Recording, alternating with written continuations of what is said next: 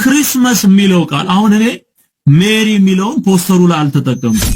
ብዙ አይመቸኝም። ይሄ ሜሪ ታዋቂ የሚዲያ ሰው አርቲስት ባል ያላት ታዲያ እቺ ልጅ አንዴ እጇ በፋሻ ተጠቅልሎ አንዴ ፊቷ በልዞ አንዴ ከንፈሯ ተሰንጥቆልን አሁን ነብያችን መሐመድ በአንድ ሌሊት ከ9 ሚስቶቻቸው ጋር ተገናኙ የሚል ነገር ሰማሁ። ሰላም ውድ ቤተሰቦቼ እንኳን ወደ ቻናሌ በሰላም መጣችሁ። ዛሬም በአዲስ ቪዲዮ በአዲስ መረጃ ተገናኝተናል። እስከ ፕሮግራሙ ፍጻሜ ድረስ ከኔ ጋር ከቆያችሁ ብዙ ነገር እንማማራለን። ለዚህ ቤት አዲስ ሆናችሁ ቻናሉን ሰብስክራይብ ማድረጋችሁን እንዳትረሱ፣ ቪዲዮውን ላይክ አድርጋችሁ ጀምሩ። በቀጥታ ወደ ዛሬው መርሃ ግብራችን እንሄዳለን። አብራችሁን ቆዩ። በድጋሚ በከብት ግርግም የተወለደው ከብት ግርግም ላይ ጉድጓድ ላይ የተወለደው ለምንድን ነው ስትሉኝ በሲኦል ተጥለን ባጋንንት እግር እየተጠቀጠቅን ነበርና የሰው ልጅ ክብርን ለራሱ ስለሚፈልግ ሰይጣንም ክብርን ስለሚፈልግ ክርስቶስ ሰይጣን ከመጣ ይወለዳል ብሎ የሚጠብቀው በቤተ መንግስት ነው። ሰይጣን በቤተ መንግስት ይወለዳል ብሎ ሲጠብቀው እሱ ቤት ተወለደ በከብት ግርግም። ክርስቶስ ይወለዳል ብሎ ሰይጣን የሚጠብቀው በቤተ መንግስት ነበረ። እሱ ግን ከድሃ ልጅ ከሌዊ ልጅ ከድንግል ማርያም ተወለደ። እርሱን ተመልከቱ። የምድራዊ ነገድ ባለስልጣን ልጅ እንኳን ምን ያጅበዋል? አሁን ልጅ ሲወለድ እናንተ ዘመዶቻችሁ አጅበው አምቡላንስ ተጨንቆ አበባ ተጎዝጉዞ ነው ቤት የሚገባው ማለት ነው። ማሞቂያ ውስጥ ሆኖ ማለት ነው።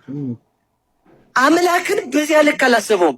ቢወለድም ነገስታቱ ያጅቡታል፣ ቤተ መንግስት ነው የሚወለደው አለ። እርሱ ግን መንገድ ቀይሮ የተወለደበት ከብት ግርግም ላይ ከብት ግርግም ላይ መወለዱ ከሲኦል አወጣቸዋለሁ እግዚኦ አውጻይካ ለነፍሴ እምሲኦል ታይቲት ብሎ ቅዱስ ዳዊት ተናግሮ ነበር። ነፍሴን ከጉድጓድ አወጣት።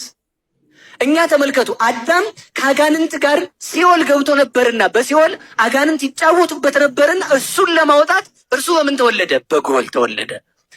ለዚያ ካሳ ለመሆን ከሰይጣን ለመሰወር አንዱ ከሰይጣን ለመሰወር ማለት ሰይጣን አስቦት አያውቅም። ሁሉም ሰው ለራሱ ክብርን መጠጋት ይፈልጋል። እሱ ግን ክብርን ሳይሆን የተጠጋው ምንን ነው? ድህነትን ተጠጋ። ከተወለደም ልብ ብላችሁ ስሙ። ከተወለደም ወይዛዝርቱ ናቸው የሚያጅቡት ሲል እሱን እረኞች ከበቡት። ከተወለደም አበባ ምንጣፍ ይነጠፍለታል ሲል እሱን ግን የከብት ሳር ተነጥፎለት ተወለደ። ከተወለደም ሶፋ ላይ ጥሩ አልጋ ላይ ይወለዳል ብሎ ሲያስብ እሱ ግን ከከብት ግርግም ላይ ተወለደ። ከተወለደም ሽቶ ይረጭለታል ብሎ ሲያስብ እርሱ ግን ተመልከቱ የዋለችበት እንኳን ስሙን ለመጥራት የሚቀፍ አህያ አሟሟቀችው።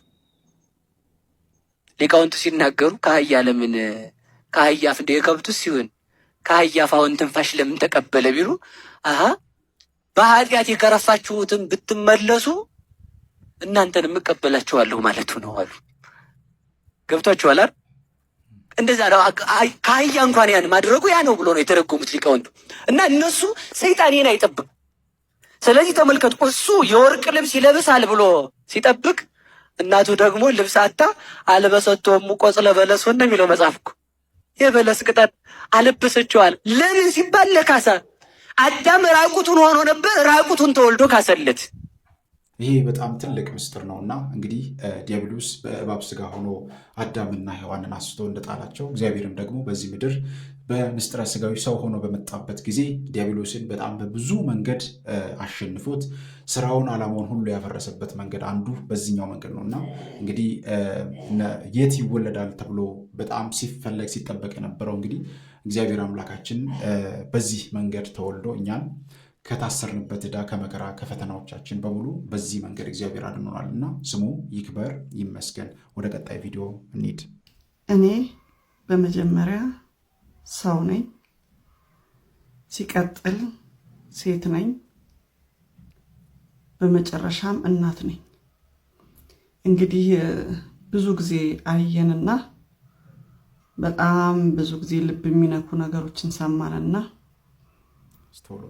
በዚህ በምታምር በቆንጆ ልጃችን እህታችን በምትሆነው ቀነኒ አዱኛ ላይ እንግዲህ ብዙ ሰው ጠበቀ ይመስለኛል። ከፍትህ አካላት ከህግ የሚሰጥ ውሳኔ፣ ከዛ ሲቀጥል ደግሞ በአገር ሽማግሌዎች፣ በአባገዳዎች ተስፋ ባለመቁረጥ ብዙ ሰዎች ጠበቁ፣ እኔንም ጨምሮ ቤተሰቦቿንም። አሁን ትናንትና ወንድሟ ፖስት ያደረጋቸውን ቪዲዮዎች ሳይ ግን በጣም ነው ያቃተኝ። ምክንያቱም የዚችን እህቱን ስቃይ እያንዳንዷን ስቃይዋን በቅርበት ሆኖ የሚያይ ነበርና ምናልባት ተስፋ አድርጎ ሊሆን ይችላል ፍትህ ይገኛል እስቲ በሚል ሐዘኑን፣ መከፋቱን፣ ስቃዩን እፍና አድርጎ እስከዚህ ጊዜ ድረስ ጠበቀና አሁን ግን ፍትህ የሚባለው ነገር ስለሌለ ቢያንስ ሌሎች እህቶቻችን ልጆቻችን ፍትህ እንደሌለ አውቀው ራሳቸውን እንዲጠብቁ ይመስለኛል ይሄ መልእክት የተላለፈውና በቀደም የአንዱዓለም ጎሳን የሰጠውን ፖስት ያደረገውን ኢንተርቪው አይቼ ነበር በራሱ ፔጅ ላይ እና ምንም ችግር እንዳልነበረ ሲናገር ነበረ እና ያዙ ይልቀቁኝ ብሎ ሽጉጥ ታጥቆ የሚሄድ ይሄን የመሰለ አባወራ ታዋቂ የሚዲያ ሰው አርቲስት ባል ያላት ታዲያቺ ልጅ አንዴ እጇ በፋሻ ተጠቅልሎ አንዴ ፊቷ በልዞ አንዴ ከንፈሯ ተሰንጥቆ ሲያሰቃያት የነበረውን ሰው ለምንድን ነው ፍትህ ያልጠየክላት? ለምንድን ነው ለህግ ያላቀረብከው? እኔ ያልገደልኳትም ብለሃል፣ እሺ እንመን እሱን። ግን እንደዚህ አንተ ጉያ ስር ተቀምጣ ያሰቃያትን ሰው በመጀመሪያ ለምንድን ነው በዛ ሰው ምክንያት ከሆነች ልጅ ራሷን ልታጠፋ የተገደደችው ለምን ለህግ አላቀረብከውም? ለምን ፍትህ አብረህ አልጠየክም? እንዲያውም አንድ ኦሮምኛ እንትንህ ላይ ኬራንሺ አጪሱ ኢሳ ምናምን የሚል ነገር ሰማው። ይሄ ማለት ምንድነው? አጽሟ ይረፍ ተዋት በቃ አይነት ነገር አልክ። እቺ ልጅ እኮ በምድርም ተሰቃይታለች። እንዴት ነው ፍትህ ሳታገኝ ነፍሷ ረፍት የሚያገኘው? አጥንቷስ እንዴት ነው የሚያርፈው? እኔ ወንድሟን በጣም አድንቄዋለሁ። ይህን ያህል ጊዜ ስሜታዊ ሳይሆን ነገሮችን በትኩረት ለማየት የሄደበትን መንገድ አድንቄያለሁ። እግዚአብሔር አምላክ መጽናናቱን ይስጥ። እንዲህ አይነት መከታ የሚሆኑ ወንድሞችን ያብዛልን። ሌሎቻችሁም ደግሞ አንድ ቀን አንድ ጥፊ ሲያቀምሳችሁ ነገ ይሻሻላል እያላችሁ ህይወታችሁን መስዋዕት እንዳታደርጉ ነው የምላችሁ እና በጣም አዝኛለሁ። ፍትህ ሳይሆን ፍትህ ማለት እኮ ሲደጋገም ሌላ ነገር አይደለም።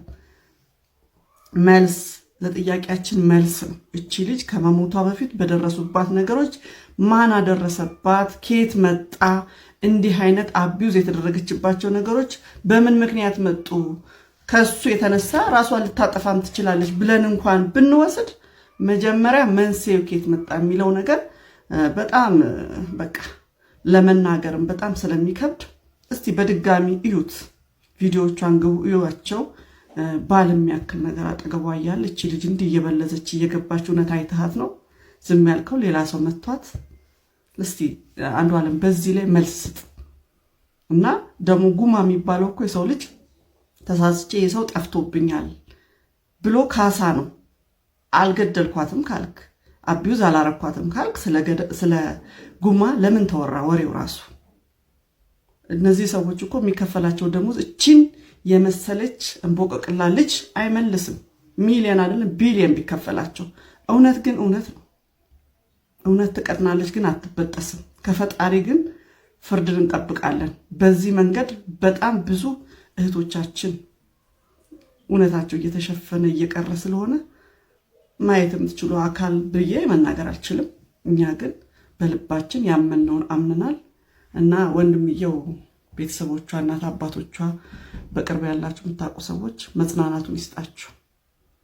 በየጊዜው ሞትን መስማት ለመድና አሁን በየጊዜው የሚደረጉ ነገሮች እዛም የሆነ ሰው ሞተ፣ እዚህም የሆነ ሰው ተገደለ፣ የሆነች እህታችን ተገደለች ሲባል አሁን ብዙዎቻችን ማሰብ መጨነቅ አቁመናል፣ በደንብ ማለት ነው። እና እንደዚህ አይነት ነገሮች እንደ ቀልድ የምናልፋቸው ጉዳዮች መሆን አልነበረባቸውም። ግን አሁን ምክንያቱም በየጊዜው ሞትን ስለምንሰማ፣ በየጊዜው ሰው ተገደለ፣ በየጊዜው ሰው እዛ ሞተ፣ በዚህ ጉዳይ ሰው ሞተ የሚለውን ነገር ስንሰማ ደነደንን መሰለኝ። አላቅም በቃ ማለት ምንም እንትኑ ሊኖረን አልቻለምና እንደ ሀገርም ደግሞ በዚህ ጉዳይ ላይ ነገሮችን ሁላ ከብሔርና ከሆነ ከስልጣን ጋር ብቻ እያገናኘን የሰዎችን መከራ የሰዎችን ጭንቀት የምናብስ ሰዎች ሆነናልና አርቲስቱ ወንድማችን ይህንን ጥያቄም ሊመልስ ይገባል። እሱ ቤት ከእሷ ጋር እያለ ይህች እህታችን እንዴት ይሄ ሁሉ ድብደባና መከራ ሊደርስባት ይችላል? እንዴት ይሄ ሁሉ ነገር አላደረኩም ከተባለ ራሱ እንዴት ሌላም ሰው ካደረጋት ራሱ ይሄን እሱ በህይወት እያለ እሱ አብሯት እያለ ይሄ ሁሉ ነገር እንዴት ሊከሰትባት ይችላል? በእውነት ብዙ እናቶች ጥያቄ ሲጠይቁ አይቻሉ። የነዚህ እናቶች ሐዘንና የነዚህ እናቶች ጥያቄ ራሱ የግዴታ ሊመለስ ይገባል። በእውነት እናቶች ካዘኑ፣ አባቶች ካዘኑ እህታችን እኮ የተገደለችበትን ነገር በአግባቡ ቤተሰብ ፍትህ ሊያገኝበት ይገባል። ቢያንሱ እንኳን ማለት ነው። ይሄን ሁሉ ዙሪያ ጥምጥም ግን ሜዳ አያስፈልግም። ግልጽ መረጃ ወጥቶ እውነቱ ወጥቶ ይሄ ሁሉ መረጃ ወጥቶ እንዴት ነው የህግ አካላቶች ይህን ጉዳይ መፍትሄ ሊሰጡ አልቻሉት? እግዚአብሔር አምላካችን አሁንም ፍርዱን ከእግዚአብሔር ነው የምንጠብቀው። ስለዚህ በእውነት አሁንም ለዚች እህታችን ቤተሰቦች እግዚአብሔር አምላካችን መጽናናቱን ይላክልን። በእውነት ቅዱስ ዳዊት የዋህ ነው፣ ቅን ነው፣ ጾመኛ ነው። አያችሁ አጥንቱ እስኪደርቅ ድረስ። በነገራችሁ ላይ ብዙ ሰው የቅዱስ ዳዊት ጾም አይገባው። መዝሙረ ዳዊት 108ን ተመልከቱት። በሌላም አንቀጽ ተመልከቱት። ወቀጻይክዋ በጾም ለነፍሴ ሰውነቴን አለ በጾም ቀጣኋት። እንዲያውም አበው ሲተረጉምናል አስመረርኳታል፣ እስክትመረር ድረስ ቀጣኋት በጾም አለ ሰውነቱን። አስባችሁታል? በቤተ መንግስት ወርቅ የተነጠፈለት ዕንቁ የተነጠፈለት ያማረ የሰመረ ማዕድ የሚቀርብለት ቅዱስ ዳዊት በጾም ራሱን ይቀጣ ነበር። ወስይከ ስጋዬ በኃጢአ ቅበል አይደለም? አጥንቱ ሁሉ እስኪደርቅ ድረስ እኮ ቅዱስ ዳዊት ይጦም ነበረ። አየህ ቅዱሳን ሲበቁ የሚጸልዩት ጸሎት የዳዊት ጸሎት ነው ይባላል። ቅዱሳን ሲበቁ የሚጾሙት ጾም የዳዊት ጾም ነው ይባላል። ዳዊት እንዴት ነው የሚጸልይ ይመስልሃል? ቅዱስ ዳዊት ጸሎት የሚያቆም መቼ ነው? ዳኝነት ሲቀመጥ ሲፈርድ ሲተች ብቻ ነው ይላሉ አባቶቻችን። በፍርድ በዳኝነት ሲቀመጥ እና ደግሞ ጦርነት ሲወጣ ካልሆነ በቀር ለምን እባርኮ ለእግዚአብሔር በኩሉ ጊዜ አለ። በ24 ሰዓት ነግቶ እስከሚመሽ መሽቶ እስከሚነጋ እግዚአብሔርን አመሰግን። ወዘልፈ ስብሐት ውስተ አፍዌ ዘወትር ምስጋና ልመና ከአንደበቴ አይጠፋም አለ። እስኪ አስባችሁታል? ዳዊት መንፈስ ቅዱስ ገልጦለት የለመነው ልመና ቅዱስ ዳዊት ዛሬ ሊቃውንት በማህሌት የሚጸልዩት ምንድነው? እሱን። ካህናት በግል የሚጸልዩት ምንድነው? እሱን። ቅዱሳን በገዳም የሚጸልዩት ምንድነው? እሱን። መላእክት በሰማይ የሚያመሰግኑ በምንድነው? በዳዊት ምስጋና አይደል? ዘበሰማይኒ በሰማይ ያሉ መላእክት ወዘበምድርኒ በምድር ያሉ ቅዱሳን በቃለ ዳዊት ይሰብሑ በዳዊት ምስጋና ያመሰግናሉ። ወይብሉ ኩሎሙ ሃሌሉያ። ይሄ እኮ ነው ምስጋና። ቅዱስ ያሬድ ነው አይደል እንዲህ ብሎ የተናገረ እና የቅዱስ ዳዊት በጸሎቱ ምክንያት እናከብረዋለን። 24 ሰዓት የሚጸልይ ቅዱስ ሰው 24 ሰዓት የሚያመሰግን። የሱ ምስጋና ብቻ አይደለም፣ እግዚአብሔር እንዲመሰገን ካለው ፍቅር የተነሳ 288 መዘምራንን መርጦ ለ24 ሰዓት አካፍሎ 4 አለቆችን ሾመላቸው። ዛሬ የምናከብረውን አሳፍን፣ ከዛ ቆሬን፣ ኤማንንና ኤዶትምን እነዚህን 4ቱን አለቆች ሾሞላቸው 24 ሰዓቱን ተካፍለው እግዚአብሔርን ያለማቋረጥ በበገና በመሰንቆ ያመሰግኑት ነበር። አያችሁ እሱ አመስግኖ እንደገና አመስግኖ ብሎ አስመስግኑ ማለት ነው። የልብ አምላክ የቅዱስ ዳዊት ረድኤት በረከቱ በሁላችን ላይ ደረብን። ለዚህ ነው በተደጋጋሚ የመዝሙረ ዳዊትን በደንብ እንድንጸልይ ደጋግመን የምንነጋገረውና መዝሙረ ዳዊት ለሁሉም ነገራችን መፍትሄ ያለው የጸሎት ክፍል ነውና ሁላችንም በተቻለን አቅም ጊዜ ሰጥተን ልንጸልዩ የሚገባ በመንገዳችን በጉዟችን በህይወታችን ሁሉ ልንጸልዩ የሚገባ የጸሎት ክፍል ነው። መዝሙረ ዳዊት ሁሉንም ነገሮች በህይወታችን ውስጥ የሚያስተካክልልን ጸሎት ነውና የልብ አምላክ የቅዱስ ዳዊት በድጋሚ በሁላችንም ላይ ይደርብን። እነሆ እስከ ዛሬ ዋሿቸው አንድ በአንድ በገዛ ኡስታዞቻቸው እየተዋረዱ ነው። እፎይ ዋሽቷል ይገደል ይፈለጥ ካሉበት አንዱ ነቢያቸው በአንድ ጥባት 9 ወይንም ደግሞ 11 ሚስቶቹን ወሲብ እንደሚያደርግ ተናግሬ ነበር። አልሐምዱሊላህ ተጠይቆ የመለሰው እንኳን መሰከርክልን። አሁን ነብያችን መሐመድ በአንድ ሌሊት ከ9 ሚስቶቻቸው ጋር ተገናኙ የሚል ነገር ሰማሁ። እውነቱን ከእናንተ ለማወቅ ነው። ይሄ እኮ ጀግንነት እኮ ነው። ይሄን አታውቀውም? ዛሬ አንድ ወንድ አንድ ሚስትን ማሳደር አቅቶት ምን አይነት ጀግና ነው የሚለውን ነገር የሚያሳይ ነው። ይሄ ውርደት መስሎ ነው። ከሚስት ጀግና ነበር የኛ ነብይ። የበርካታ ሰዎችን አቅም ተሰጥተዋል በወንድነት በኩልም። የሚገርመኝ ነገር ግን ማለት ነው 9 ሚስቶቻቸው ጋር ወይስ 9 ሚስት አገባ የሚለውንም ለመንካት ነው በዛው። ለማንኛውም እኛ ምንም የምናፍረው ነገር የለም። የኛ ነብይ ጀግና ነበሩ። ዛሬ አንድ ወንድ አንድ ሚስቱን በአግባቡ ማስተዳደር በወንድነቱ እንኳን ማለት ነው ያቃተው ሰው ባለበት ሰዓት ላይ 9 ሚስቶቻቸው ጋር በአንድ ሌሊት ሁሉንም ማርካት መቻል ማለት እኮ ኳሊቲ ጉዳት እኮ አይደለም። ይሄ የኛ ነብይ ጀግና ናቸው ማለት ነው የሚያሳየው። ይሄ እኮ ኳሊቲ ነው፣ ሐቂቃ በጣም ኃይለኛ ኳሊቲ ነው ይሄ። መልካም ኡስታዙ ሲናገር እንደሰማችሁት እንግዲህ ሙሐመድ በአንድ ቀን ማታና ሌሊት ማለት ነው 11 ሴቶችን ወይንም ደግሞ በአንድ ቀን 9ኙን ሳይታጠብ ከአንዷ ውስጥ እንትኑን አውጥቶ አንዷ ውስጥ እየጨመረ ወሲብ ሲያደርግ እንደነበረ ይሄም ደግሞ ጀግንነት እንደሆነ ተናግሯል። ይሄ ጀግንነት ነው ብላችሁ ታምናላችሁ? እንደዚህ አይነት ጀግንነት አለ? ኤኒዌይስ እኔ ጀግንነቱን ለነሱ ልተወውና ይህንን ሐዲስ ሲክዱ ነበረ። ያው ሳሂህ ቡኻሪ 268 ላይ ይገኛል። በግልጽ ሐዲሱ በአንድ ጥባት ወሲብ እንዳደረገ የሚናገር ነው። ቲክቶክ ላይ ያሉ ቀጣፊና ወራዳ ውሸታም ኡስታዞች ግን ይህንን ሐዲስ በመካድ እፎይ ቀጥፏል፣ ዋሽቷል ሲሉ ነበረ። ማይገናኝ ሐዲስ በማገናኘት ከሌላ ሐዲስ ጋር ከማይገናኝ ጋር በማገናኘት አይ አልተገናኛቸውም በማለት ሲቀጥፉ ነበር። እንግዲያውስ እፎይ ዋሽቷል ይገደል ካሉበት አንዱ ይሄ ነውና እንግዲያውስ ኡስታዙ በነብዩ ላይ እየቀጠፈ እየዋሸ ነው ብላችሁ ታምናላችሁ? ወይንስ ቲክቶክ ላይ ያሉ ውር የሚሉ ዕውቀት አልባ የሆኑ ኡስታዞች የነብያቸው ገመና ለመደበቅ ድርጊቶቹን እየካዱ ነው? ውድ ሙስሊም እህት ወንድሞቼ የገዛ መጻፍቶቻቸውን በእንደዚህ አይነት መጠን የሚክዱና በገዛ ኡስታዞቻቸው የሚዋረዱትን ለምን ትከተላላችሁ? እነኝን እየተከተላችሁ ጋነም እንድትገቡ አልፈልግምና እውነት ወደ ሆነው ክርስቶስ እንድትመጡ ጥሪ ያቀርብላችኋለሁ። አዎ ይህንን ለውድ ሙስሊም ቤቶቻችን እንዲዳረስ ሁላችንም ልናደርግ ይገባል። እንግዲህ ወንድማችን እፎይና እንደዚሁም መሰል ወንድሞቻችን በጣም በሚገርም ሁኔታ በዚህ ጉዳይ ላይ ብዙ መረጃዎችን እያወጡ ብዙ ሙስሊም እህት ወንድሞቻችን እንዲነቁ እያደረጉ ይገኛል እና ይህ በጣም ሊበረታታ የሚገባ ነገር ነው። ግን በጣም ለቪዲዮ ለነበረው ቃላት ለሚናገራቸው ንግግሮች በዚሁ አጋጣሚ ቤተሰቦችን በጣም ይቅርታ መጠየቅ እፈልጋለሁ። ምክንያቱም በጣም ከባድ ነገሮች ናቸው። እነሱ እንደ ጀብዱ እንደ ዝና አድርገው የሚቆጥሯቸው ነገሮች በጣም ከባድ ነገር ነው። ነቢይን የመሰለ ነቢይ ነው ብለው የሚያስቡት ሰው ከ9 ሚስቶች ጋር አት ሴም ታይም ግንኙነት ይፈጽማል ማለት በጣም ከባድ ነው። ይሄ ደግሞ ሐዲሳቸው ላይ ተጽፎ መገኘት በጣም ከባድ ነገር ነው። እግዚአብሔር በእውነት ሁላችንን የሚጠብቀን። ስለዚህ ወደ እውነተኛዋ እምነት ወደ እውነተኛ ክርስትና ወደ ኢትዮጵያ ኦርቶዶክስ ተዋሕዶ ቤተክርስቲያን እህቶቻችን ወንድሞቻችን ይህንን መልእክት እንድታዳምጡ ራሳችሁን ልትፈትሹ ይገባል። በእውነት በጣም ነው የሚያሳዝነው። ገና የሚባል ነገር የለም። የኢየሱስ ክርስቶስ ልደት ከሆነ የኢየሱስ ክርስቶስ ልደት ነው። ክሪስመስ የሚለው ቃል አሁን እኔ ሜሪ የሚለውን ፖስተሩ ላይ አልተጠቀምኩም። ብዙ አይመቸኝም። ይሄ ሜሪ ብሎ የሚጀምረው ነገር አይመቸኝም። ሌላ ነገር ያለው ነው የሚመስለው ክሪስመስ የሚባለው ሰው ሜሪ ምንም የሚጠቅመው ነገር የለም። ክሪስመስ ብቻ እጅግ ከፍተኛ የሆነ የእመቤታችን የቅድስት ድንግል ማርያም ጥላቻ ይሄን ያህል ነው ሜሪ ክሪስማስ የሚለውን እስከ ማስተረዝ ድረስ የደረሰው የዚህ ሰውዬ መንፈስ ማለት ነው። ሰላም ኦርቶዶክስ ያነት አላችሁ? እግዚአብሔር ይመስገን በጣም ደህና ነኝ። በዚህ ጉዳይ ላይ እንሄድበታለን እንደተለመደው። ከዛ በፊት ግን አካውንቴ እጅግ በጣም ተዳክሟል። እባካችሁ በእግዚአብሔር ስም ነው የምጠይቃችሁ፣ ኮፒ ሊንክ አድርጉልኝ፣ እየለመንኳችሁ ነው። ሼር አድርጉት፣ አካውንት ደግሞ ፎሎ እያደረጋችሁ እስኪ ይሄንን ብቻ አድርጉልኝ። 3 ሰከንድ ልስጣችሁ።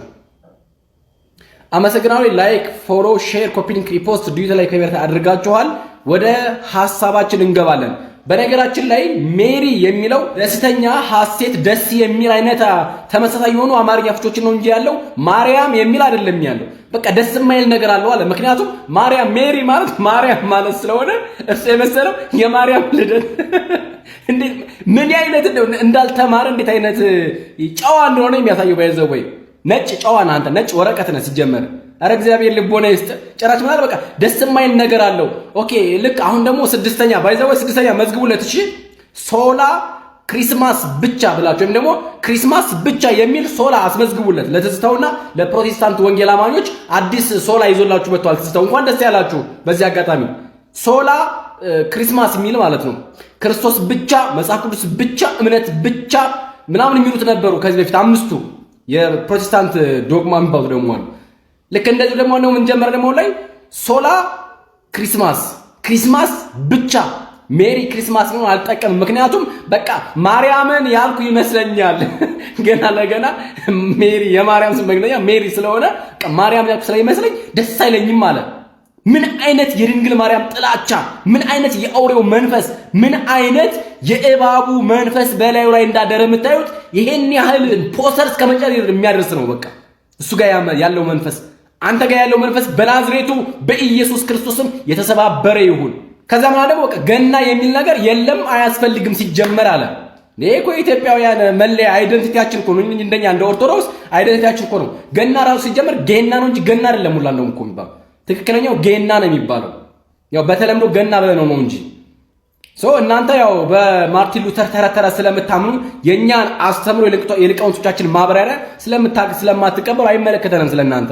ለኛ ለኦርቶዶክሳውያን ግን እንኳን ለ2018 ዓመተ ምህረት የገና በዓል ወይም ደግሞ የጌታችን የአምላካችን የመድኃኒታችን የኢየሱስ ክርስቶስን ልደት በዓል መታሰቢያ በሰላምና በጤና አደረሳችሁ። እኛ ይህንን በዓል ስናከብር ጌታ ኢየሱስ ዛሬ ተወልዷል እያልን አይደለም። አንድ ጊዜ ተወልዷል፣ አንድ ጊዜ አድኖናል። ነገር ግን እሱን እንደ መታሰቢያ እናደርገዋለን። ያንን በማሰብ እንጂ እናንተ እንደምታስቡ በየዕለቱ ይወለድ እያልን አይደለም። ኦርቶዶክሳውያን በድጋሜ እንኳን ለጌታችን ለኢየሱስ ክርስቶስ በዓለ ልደት ወይም ደግሞ ገና በዓል መታሰቢያ አደረሳችሁ። መልካም የገና በዓል ይሁንልን። በሰላም ደግሞ ለበዓለ ጥምቀቱ ያደርሰን። ሰላም እያላችሁ በሰላም እግዚአብሔር ከሁላችን ጋር ይሁን። አካውንቱን ፎሎ፣ ቪዲዮን ደግሞ ሼር፣ ኮፒ ሊንክ፣ ሪፖስት፣ ዱት ላይክ፣ ፋይር እያደረጋችሁ ሰላም በያላችሁበት። እንግዲህ ትዝታውና መሰሎቹ ዘንድሮ ጸበል የነካው ሰው ይመስል በየሰዓቱ መለፍለፍ ነው። በየሰዓቱ በቃ የሚያወሩትንና የሚናገሩትን ነገር የተደበላለቀው ነው። አሁን ደግሞ ዛሬ ደግሞ ምን እያለን ነው? ሜሪ ክርስማስ የሚለው ላይ ሜሪ የሚለው ድንገት እመቤታችንን የሚያስታውስ ነገር ስለሆነ ሜሪ የሚለው ሚነሳ የሚል ነገር እየመጣ ነው። ወንድማችን በቪዲዮ ላይ እንዳነሳው ሶላ ስክሪፕቸራ እያሉ እንደሚያነሱት ሶላ ሜሪ ክርስማስ ብቻ እያላችሁ ደግሞ እንደዚሁም ነው ብቻ የሚል እየጨመራችሁ ያው አይቀርም። ምክንያቱም ብዙንም ነገር ማደስ የተሃድሶ አካሄድ ስለሆነ እንደዚህ ነው የምታደርጉት። እና እንግዲህ ሜሪ ክርስማስ የሚለውን እኛ ኢትዮጵያውያን አይደለን የሚያመጣ ነው ያለበት ሀገር ላይ የሚጠቀሙት ቃል ነው። እኛ ሜሪ ክርስማስ የሚለውን አንጠቀምም።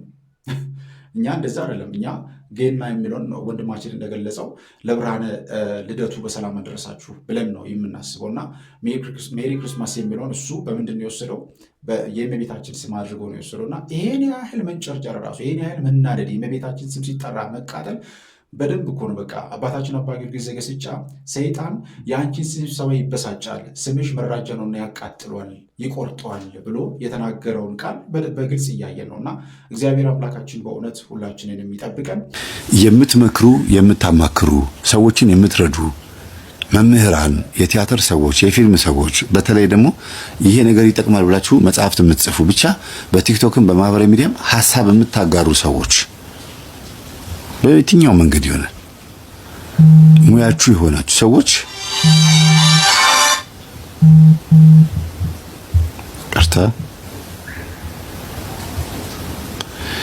ሀሳብ የምታጋሩ ሰዎች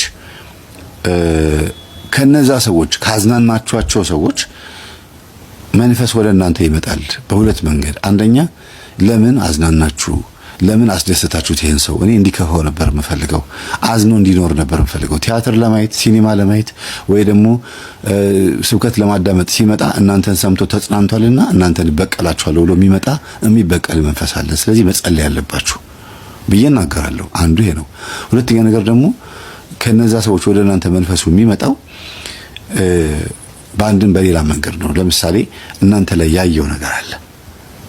አሁን አንድ ዶክተር አስተውሳለሁ፣ አንዲት ሴት አከማት፣ በሽታው ያሰቃያት ነበረ። ትንሽም ቢሆን ማስታገሻ ሰጣት እና ግን በሃይማኖቷ ጎበዝ ናት ልጅቷ። መንፈሳዊ ነች ማለት ሳይሆን ጥሩ ልጅ ናት፣ እግዚአብሔርን የምትፈራ ሰው ናት፣ ጨዋ ክርስቲያን ታውቃላችሁ። እና ካከማት በኋላ ከዶክተሩ ጋር በጣም ተግባባች። አመሰግናለሁ ዶክተር፣ ስቃይን ቀነስክልኝ ምናምን አለችውና ተግባቡ፣ ስልክ ተለዋወጡ። ከዛ በዝሙት አብረው ወደቁ። ግን ባለትዳር ናት ያቺ መሰለች ጨዋ ልጅ፣ ከዶክተሩ ጋር በዝሙት ወደቀች። ይሄን መነግራችሁ ለምንድን ነው? መንፈሱ ይመጣና እናንተን የሚያጠቃችሁ ትዳራችሁን በማፍረስ ነው ሲባል በብዙ አይነት መንገድ ነው የሚያፈርሰው። እነዚህ ሰዎች ስላዝናናችኋቸው የሚበሳጭበት መንገዱ በራሱ ይለያል። ሰይጣን ይናደዳል። ጥርሱን አንቀራጨጨብኝ ነው የሚለው ጻድቁ ኢዮብ። ሰይጣን በአይኖቹ አየኝ፣ አፈጠጠብኝ፣ ጥርሱንም አንቀራጨጨብኝ ይላል። ስለዚህ ያያል፣ ክፉ ነገር በእናንተ ላይ እንዲመጣ ይመኛል፣ ያሟርታል፣ ይራገማል። ከዛ በኋላ ይሆናል በሰው ላይም አድሮ ማለት ነው እንደዚህ የሚያደርገውና የምትራገም ሚስት አንድ ማቃት ሚስት ትራገማለች። ባሏን ነው የምትረግመው። እንዴት ነው በወጣበት አይመልስህ ምናምን አይነት ነገር ትራገማለችና ሁልጊዜ ግን ሲመጣ ተበሳጭቶ ተናዶ ነው የሚመጣው። እርግማን መራገሟን በፍጹም አታውቅም። የቤት ሰራተኛዋ ነች የምትነግራት። አራትዬ እንደዚህ በሺ የተናገርሽው ማታ ማታ ሰውየው እያዘነ እየመጣ ነው እንደምትተዳደሩ ደግሞ በሱ እጅ ነው እና ለምን እንደዚህ ትይዋለሽ ብላ ነገረቻት። የሚገርማችሁ ይሄን ነገር ካቆመች በኋላ ባሏ ተስተካከለ። እርግማኗን ስታቆም ግን የገባው እርግማን ደግሞ ስራውን እየሰራ ነበር። መጀመሪያ የገባው እርግማን ትዳሯን አጥታ ጸበል ሄዳ ተጠምቃ እርግማኗን ከባሏ ላይ ስባ ነው መጥቶ ጸበል ድረስ መጥቶ የታረቃት። ባሌን አምጥተህ ከኔ ጋር አስታርቀው ወደ ሲኦል የሚሸኝህ ባሌ ከኔ ጋር ከታረቀ ነው ብላ መንፈሱን እስከ መገዘት ድረስ። በድጋሚ እንኳን ለብርሃነ ልደቱ በሰላም አደረሳችሁ ውድ ኢትዮጵያውያን ኤርትራውያን ቤተሰቦቼ፣ በሀገር ውስጥም ከሀገር ውጭም ያላችሁ በያላችሁበት ሰላም እግዚአብሔር ከሁላችሁ ጋር ይሁን። በዛሬው ቆይታችን እንግዲህ እነዚህን መረጃዎች ለማየትና ለመማማር ሞክረናል። በቀጣይም በሌሎች ርዕሰ ጉዳዮች በሌሎች ቪዲዮዎች እስከምንገናኝ ድረስ የቅዱሳን አምላክ ከሁላችን ጋር ይሁን። ይቆየን። አሜን።